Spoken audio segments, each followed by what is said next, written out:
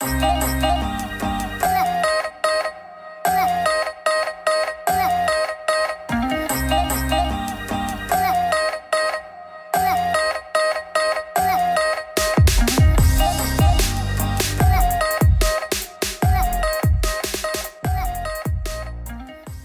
this is Pooja and welcome to Food Without Borders.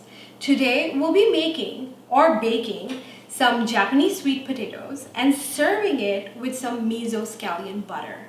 Now for those of you who do not know what miso paste is, it's a staple in Japanese cooking. And for those of you who love Japanese food, you probably know this ingredient from your miso shiru, also known as miso soup. Now you can find this in almost all grocery stores these days or in your Asian grocery store. So you really don't have to twitch a muscle looking for it, although you will be twitching a muscle to grab it from that shelf and dumping it in your basket. So let's get started with the ingredients. So here I have some Japanese sweet potatoes. Now you can use regular sweet potatoes or just plain white potatoes, but make sure to have them of the same size so that they cook evenly and at the same time. I have some scallion or spring onion, green onion, freshly chopped. I have some miso paste, and this is white miso paste. I have some unsalted butter. If you are vegan, you could use a vegan alternative to butter, and some garlic paste or garlic powder. Now, I cover these ingredients in much detail in my blog, and I will leave a link to the blog in the description box, so go check it out. Alright folks, let's prep the potatoes to put them in the oven.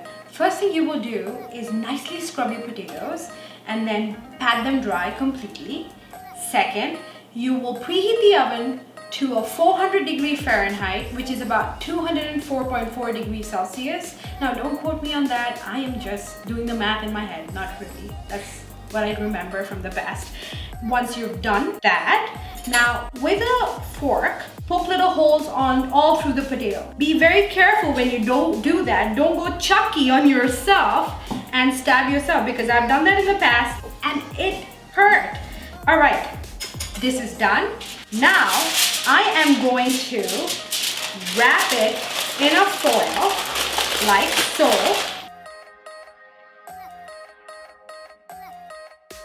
I am going to put this in the oven for somewhere between 40 to 45 minutes, and when I come back, I'll show you how to make the compound butter. So folks, just before I left to put the potatoes in the oven, I used a term called compound butter, and you must be wondering, what is compound butter?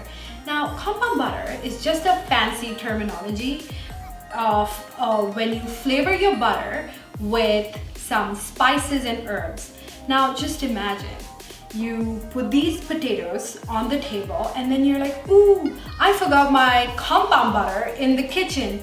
And people would be like, whoa, she worked so hard.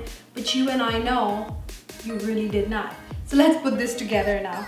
So into this bowl, I am going to add the butter, which I left it at room temperature, the scallion, and you know, the amount of scallion all depends on how much you love scallion, the miso paste, and the garlic powder.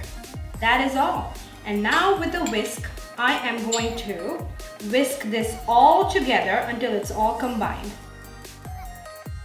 All right, this is all done. And now I am going to scoop this into this little tasting bowl. And there you have, of course you'll make it look prettier than what I have served it as. But there you have it. This is your miso scallion butter. Now, once the potatoes bake, I will show you how to put this whole thing together. So folks, the potatoes are ready and I let it cool down for about 5 minutes so that I don't burn my fingers while opening the foil. And I like to serve it two ways.